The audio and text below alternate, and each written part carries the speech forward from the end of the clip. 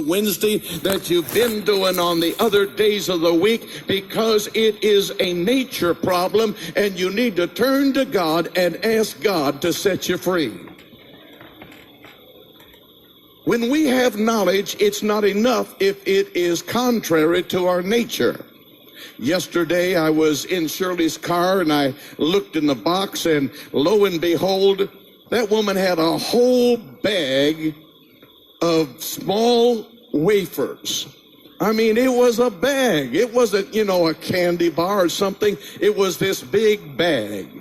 And I thought, well, that bag ought to be in my car. And I took that bag and I put it over in my car, and I'm driving down the street and I'm thinking, I wonder how long I can just kind of suck on one of these little wafers. I'd like to get a minute out of one. They were so small, and 8 of them added up to 150 calories. You can get a low-calorie meal, not much more than that.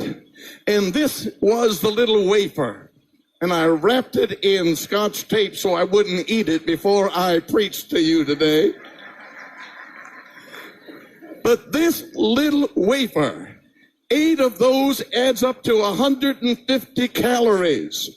I got news for you. I could have said, I rebuke you, Satan, but my nature said, why don't you just put another one in your mouth? And I was beginning to experiment and think, I wonder if I can suck on one of these for a minute. So I could just get a wafer a minute.